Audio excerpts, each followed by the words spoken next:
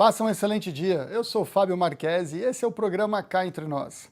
Venha comigo pelos próximos 30 minutos deste sábado incrível para que juntos extraiamos reflexões que nos aproximem ao ideal humano, através da expansão de consciência em prol do coletivo. Hoje, cá entre nós, está Jaime Ribeiro. Tudo bom, meu caro? Tudo bem, Fábio? Como é que você está? Joia, tudo bem. O Jaime Ribeiro, ele é fundador da Educa 21, ele é sócio fundador da Educa 21, uma plataforma que visa a transformação da educação através de resgate de valores e não somente colocar um repositório conteudista, visa o resgate de valores para que nos aproxime a um ideal humano. É isso, meu caro? É nessa linha que a Educa 21 promove esse resgate de valores? Exatamente, Fábio. Primeiro, é uma alegria estar aqui com você no Cá Entre Nós, que eu já assisto sempre. E agora a gente está aqui para gravar, falar um pouco sobre esse mundo. Na verdade, a Educa 21, como um grande programa socioemocional que envolve a escola, envolve as famílias, envolve a sociedade, traz uma proposta diferente de educação. Nós estamos muito acostumados, em especial os pais ou as pessoas que não têm uma ligação com a educação, imaginam que o papel da educação é prover conteúdo, fazer com que a criança e os jovens sejam bem-sucedidos. E bem-sucedido, antigamente, era passar no vestibular, no Enem, era reter o máximo de conteúdo possível. E agora a gente já entendeu que isso não dá muito certo. O Fórum Econômico Mundial, todo ano, elenca as competências prioritárias para uma pessoa ser bem-sucedida, ser feliz, e algumas vezes se fala na empregabilidade das pessoas. O que ela tem que aprender para ser bem-sucedida até 2025 e sempre dar um deadline para isso. Para surpresa de todos nós, Fábio, esperava-se que ia se falar apenas no coding, no pensamento matemático, que as crianças precisariam desenvolver, aprender novos idiomas apenas. Isso era o que se esperava. Vendo a transformação digital, vendo tudo que acontece no mundo, mas aconteceu um pouco diferente. Quando a gente olha essas competências, boa parte delas são competências humanas. E olha que coisa, como pegou toda uma geração de surpresa. Porque todo mundo esperando que os especialistas em tendências falassem que o que precisava agora era ensinar as crianças a codificar, a programar computadores, a aprender múltiplos idiomas. Aí o Fórum Econômico Mundial, especialistas como Yuval Noah Harari, falam assim, não, olha, não é isso que é prioritário para ensinar para as crianças e não é isso que é prioritário para nós aprendermos agora. Tudo isso é muito importante, mas o que vai importar para o futuro é a convivência humana, são as competências humanas. E aí a gente, quando olha a estrutura da sociedade e as transformações que vêm acontecendo, a gente observa que o mundo nunca foi tão fácil de ser previsível. O ser humano nunca conseguiu prever o futuro de uma forma muito assertiva. E agora isso ficou mais difícil ainda. Mas as crianças de hoje, os jovens de hoje, lá para 2030, 2040, provavelmente estarão ainda por aqui. Com essas transformações todas, a trazer mais conteúdo, prover conteúdo educacional, não parece ser a coisa mais importante. Porque até na formação profissional, a gente vem falando que a maioria das profissões que existirão daqui a 20, 30 anos não existem ainda. Outras sumirão. Então a previsibilidade é muito difícil. Se você hoje está educando toda uma geração para coisas que ainda não existem, e o que é pior, se você hoje está focando em desenvolver pessoas a produzir conteúdo ou a desenvolver ideias ou produtos para o mundo, parece que essa não é a melhor ideia, porque essas próprias crianças e jovens, inclusive nós mesmos que estamos aqui hoje vivendo essa transformação toda do mundo, precisamos aprender a nos reinventar. Antes de produzir novas ideias e produzir produtos, nós deveremos produzir novos eus, ou seja, a reinvenção. É como se você estivesse gerando um monte de especialista, você treina para que eles se tornem bons técnicos e bons especialistas em algum assunto, mas se eles não tiverem um bom especialista, eles têm uma capacidade muito grande de fazer uma promoção. Então, as pessoas seguem o especialista naquele tema. Se você não tem uma base, uma formação de valores, aquele especialista está promovendo com habilidade um determinado assunto, mas levando uma instrução levando uma inspiração equivocada para as pessoas que vão receber aqueles ensinamentos ou aquilo que ele está passando de conteúdo. É um pouco nessa linha. Então, se você não tem uma base, educação, ela tem aquele princípio de eduzir. Educação é eduzir em seu princípio. Então, eduzir é extrair o que você tem de melhor da pessoa, é você trazer à tona. Então, se você vai educar para a pessoa, ela só colocando conteúdos especialistas e técnicos, você vai trazer, na hora que ele vai promover essa comunicação, ele vai levar junto se ele não tiver uma boa formação, ele vai levar junto quase que coisas negativas para a promoção da expansão da sociedade, da humanidade, daí vai haver uma retração. Então, a Educa 21 cuida um pouco disso, de não fazer com que as pessoas tenham a sua promoção só de conteúdo, mas sim de valores enraizados para poder promover alguma coisa do bem.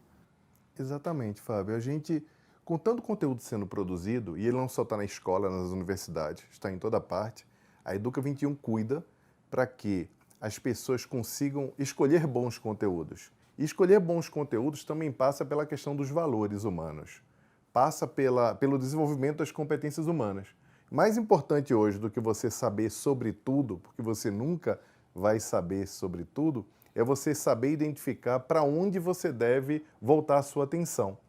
Porque hoje em dia, com esse excesso de conteúdo, o maior desafio é a gente fazer a curadoria para onde a gente vai focar a nossa atenção. Mas esse não é o grande problema. A gente já ouviu o Harari falar sobre o excesso de conteúdo, a sociedade toda tem discutido, e a gente tem visto o quanto é difícil, a gente tem várias discussões sobre isso.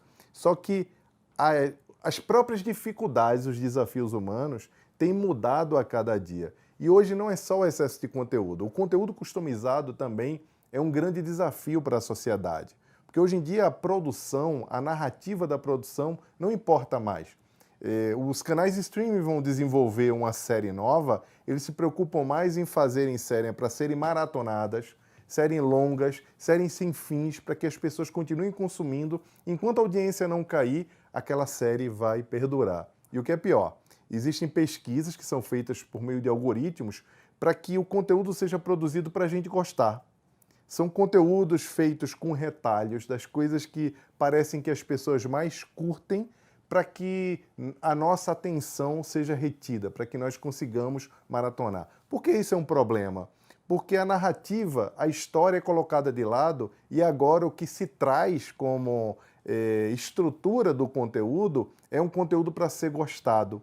E isso denuncia a nossa intolerância, a nossa incapacidade de lidar com as coisas que nós não gostamos, que, a grosso modo, do ponto de vista filosófico, é lidar com a alteridade. Ou seja, é uma sociedade, a sociedade do like, a sociedade que não admite interrupções, que traz agora um conteúdo que é para ser só curtido, só gostado, só compartilhado. Você só se torna primeiro do mundo, você só se torna visto se você for curtido, compartilhado e gostado. E aí, o que é bom é colocado de lado. E você mesmo pode se corromper, abrindo mão de contar a tua história, contar a tua narrativa, trazer aquilo lá, porque você está mais preocupado em ser gostado. E a tecnologia, ela pode promover o bem ou como ela pode promover o mal, cabe a você selecionar, se você estiver bem preparado para fazer essa seleção.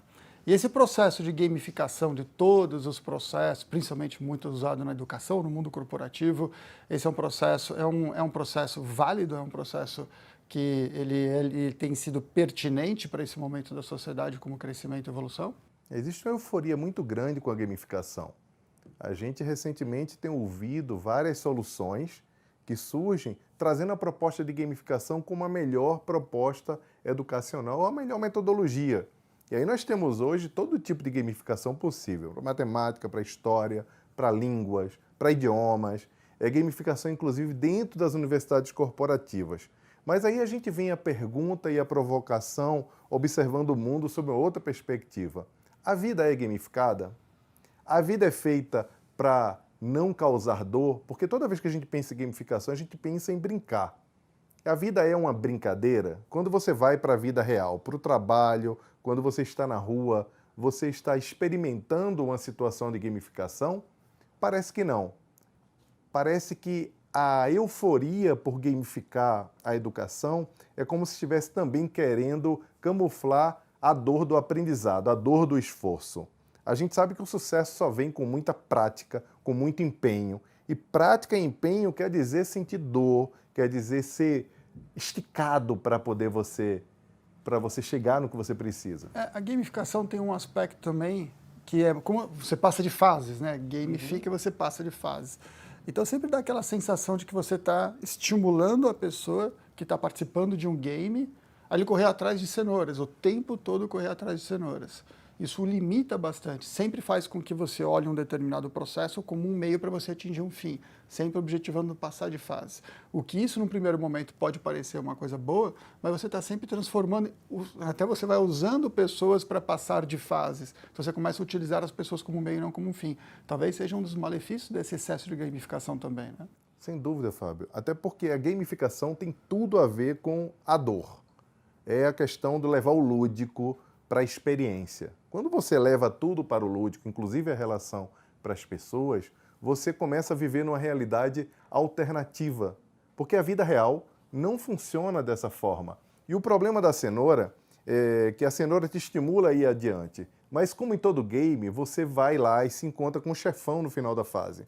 E nem sempre você passa pelo chefão, você se desafia a passar daquele ponto. Mas quando você se frustra, você pode desistir. E aí, lidar com a dor, lidar com o fracasso é um problema. Porque para as pessoas nessa sociedade envolvida, que o Byung-Chul Han chama da sociedade paliativa, a dor é um sinônimo de fracasso. Porque a própria sociedade do desempenho, quando ele classifica e explica tão bem no seu livro A Sociedade do Cansaço, a sociedade do desempenho não admite o fracasso como uma etapa da vida. Não, é uma interrupção. Você sentir dor, você ter problemas, tudo isso transforma e traz uma sensação de fracasso. É isso que leva ao burnout, é isso que leva ao desestímulo escolar também da criança, porque quando ela não avança no game, quando ela não é capaz de mudar de fase, ela começa a se desestimular. Então, a gamificação, uma tentativa de fazer com que as pessoas acreditem que tudo é uma brincadeira e que nada traz dor, na verdade está eliminando, está deixando de lado um dos maiores vetores, uma das maiores possibilidades de aprendizado, porque é a dor. Quem de nós nunca aprendeu num período de dor? Pelo contrário, passar pelo processo de dor e não é dizer que... não é valorizar e dizer que nós precisamos da dor para aprender, mas passar pela dor também é importante para ter um aprendizado. Também é importante, ou às vezes até é um dos pontos mais importantes para você dar uma guindada, né? Você crescer no aprendizado. A dor, ela estimula bastante você a sair não só da zona de conforto, mas te despertar uma criatividade para achar soluções para determinados desafios, para determinadas situações. Então a dor, ela te provoca para até estimular em você áreas no cérebro que te fazem perceber e até olhar e expandir até a consciência para algumas coisas que você antes não tinha luz, não tinha foco, não tinha clareza.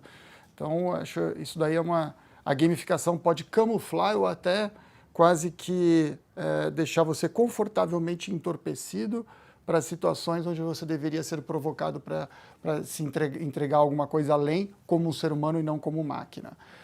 Jaime, eu vou te pedir 2 minutinhos. Em 2 minutos a gente volta com vocês aqui com Jaime Ribeiro para falar sobre educação de uma forma transformacional dentro de valores. Até já!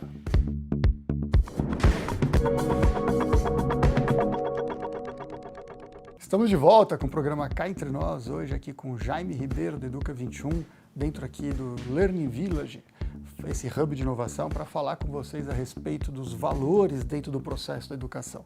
No primeiro bloco estávamos falando a respeito da gamificação, terminamos falando sobre a gamificação, o quanto que isso é válido, o quanto que isso é prejudicial e quanto que isso pode tirar ou abafar o processo de criatividade e de evolução dentro desses conceitos de valores. Teve recentemente um trade aí que está falando bastante dessa gamificação, que são frutas artificiais. Como é que foi isso daí que parece que explodiu recentemente na rede? Tem um trend agora que é a preparação de lanches infantis e as mães estão postando isso no TikTok, no Instagram, nas redes sociais, que é uma forma de mudar a comida para que ela fique com aparência melhor.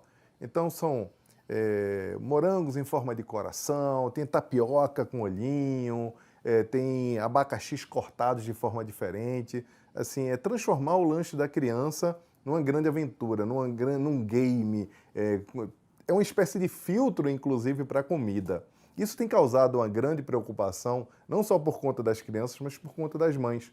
Porque a mulher já é muito sobrecarregada nas tarefas do lar, no trabalho em si. Então, isso tem criado uma pressão muito grande nas mulheres para que elas também consigam fazer esse tipo de tarefa. Só que, por outro lado, as escolas têm que se preparar, que estão recebendo essas gerações agora das crianças que estão já brincando com 3 anos de idade, com 2 anos de idade, com a comida. A comida agora vira também um game, a comida está bonitinha, então o próprio morango, que é uma fruta belíssima, agora se transforma num coração. E aí algumas crianças não comem se não tiver daquele jeito, ou seja, a própria condição da comida, o próprio momento que tem que ser simples, que não precisa necessariamente ser lúdico, que antigamente era o garfinho de ursinho ou era o aviãozinho da vovó, agora se transforma num show pirotécnico para aparecer nas redes sociais. Complica um pouco, né? As mães não devem ter noção do quão prejudicial isso se torna para as crianças. Devem estar pensando mais na questão da parte viral mesmo, de entrar nessa onda. Elas não estão muito preocupadas, aparentemente, ou sequer refletem que isso daí pode levar quase que um desdém com uma coisa tão sagrada quanto a refeição. Tem um grande problema aí, que é o problema maior social, que é a visibilidade. Hoje, parecer é maior do que ser. Hoje você precisa mostrar não só a tua vida, mas momentos que você classifica como especiais, para que as pessoas vejam e achem que a sua vida é legal. Então, não tendo mais lacunas, quase que não sobra mais lacunas, que as pessoas precisam mostrar para poder aparentar ter uma vida melhor. E isso vem causando uma pressão social muito grande. E a gente não sabe ainda quais as consequências que vão ter com essas gerações novas. Você imagina uma criança que todo dia a lancheira está bonitinha, toda performática, e um belo dia ela vai abrir a lancheira e não vai ter bilhetinho, não vai estar bonitinho, porque tem uma mãe lá que está correndo para pegar o trem, para pegar o ônibus, para poder cuidar de outras coisas, inclusive de outros irmãos, e aí a criança pode dizer, não vou comer, ou não me sinto amada. A gente precisa observar muito bem o que vem acontecendo no mundo para não nos tornarmos a armadilha dessa coisa da hiperexposição. Nós que estamos acostumados a usar filtros nas redes sociais, a usar todo tipo de artifício, agora não nos contentamos mais com isso e levamos os filtros para outros patamares. São redes sociais profissionais que todo mundo é bem-sucedido, são redes agora que nós precisamos mostrar que temos um coração bom fazendo tarefas humanitárias e não basta só fazer as tarefas humanitárias, agora é preciso fazer e mostrar, não com o objetivo de estímulo, mas com o objetivo de dizer, olha como eu sou bonito por dentro. Porque não existe filtro para a alma, existe filtro para a aparência. Então o filtro para a alma se transforma em, vou mostrar que a minha vida tem tarefas que são bacanas para o mundo, para que as pessoas achem que eu sou uma pessoa legal. Você estava falando do livro É Claro e o Sol.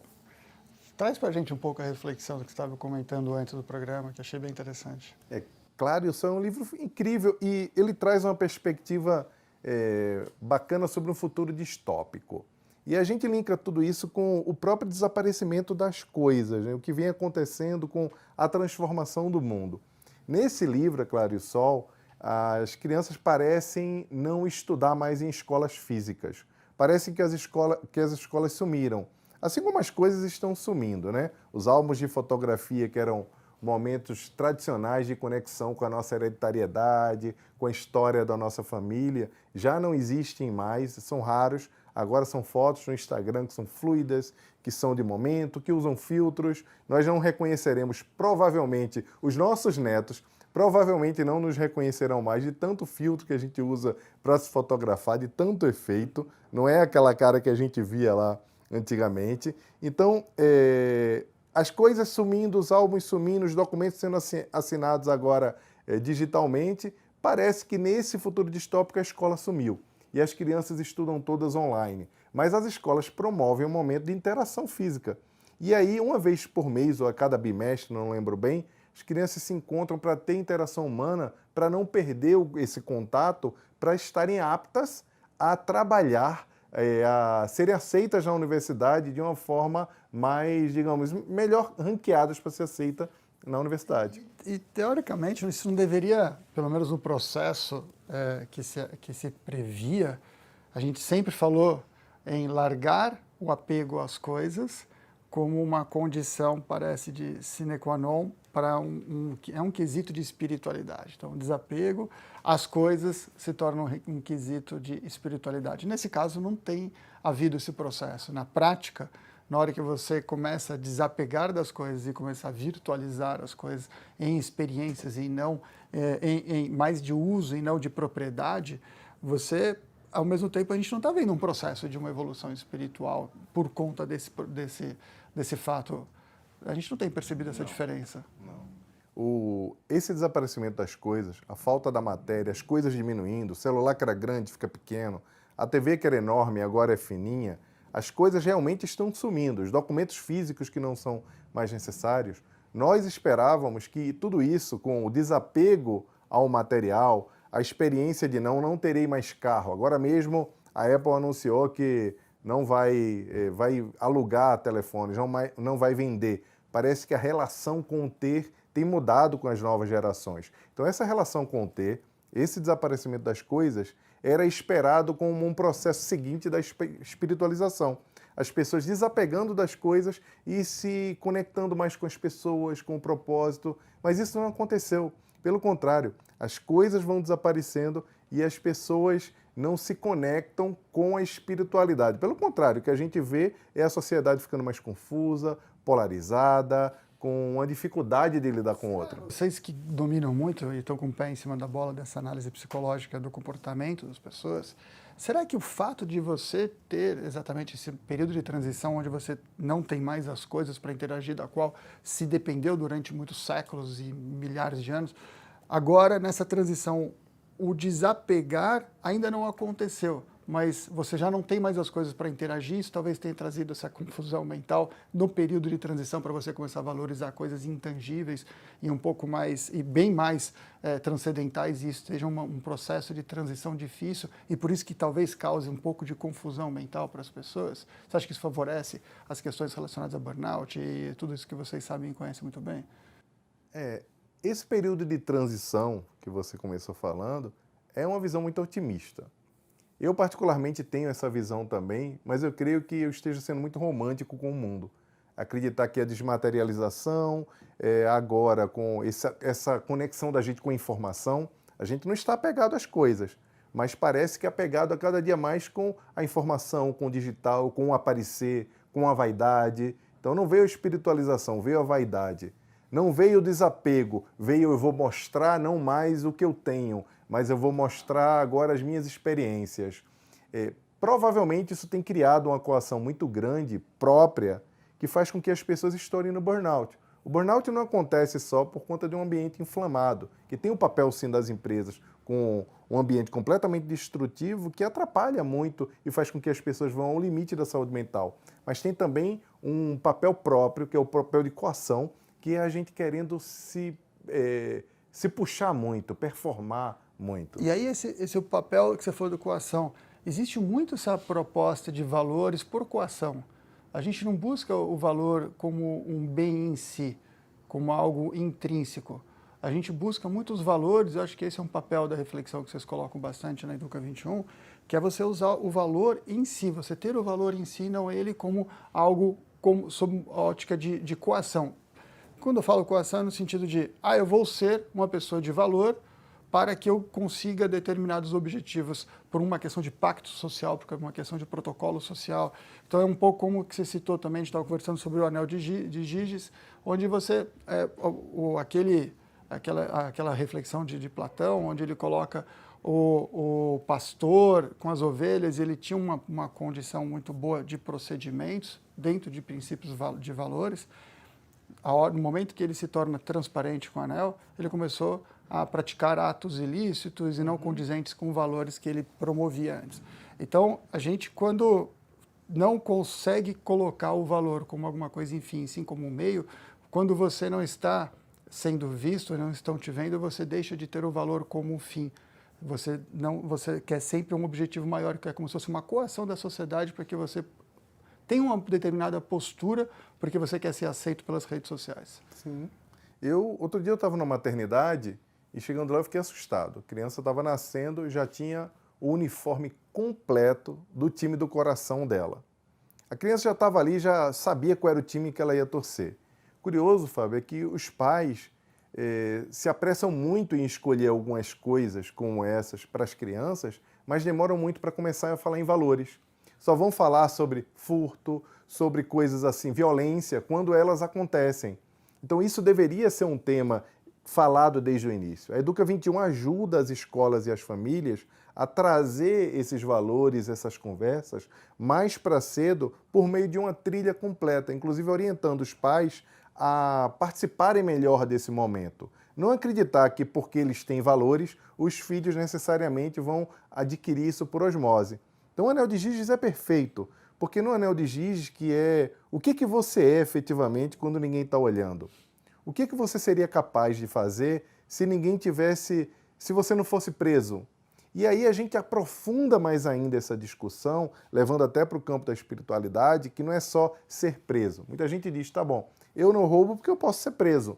Então, quer dizer que você não rouba porque você tem medo de ser preso ou porque você não acha certo furtar e porque você respeita a propriedade? Então, todo e qualquer valor que você não adquiriu por conta própria e você só não faz porque você tem medo de alguma coisa, é porque aquilo não é um valor.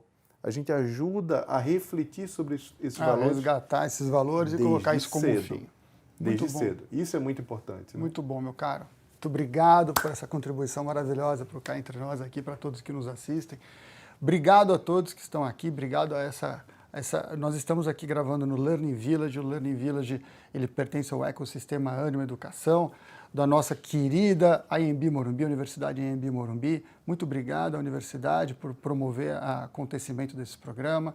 E também a todos que estão aqui, Band, Cris Burcols, a Band Nacional, numa parceria aqui de Band Vale, Band Nacional, Vibra, que é a empresa digital da Band, e o Learning Village para fazer esse programa para vocês. Espero que no próximo programa, daqui uma semana, vocês fiquem com essas reflexões incríveis, trazidas pelo Jaime Ribeiro do Educa 21, e que vocês possam promover isso para os demais e criando assim uma corrente do bem em prol do coletivo. Até o próximo sábado às 9h30 aqui na Band.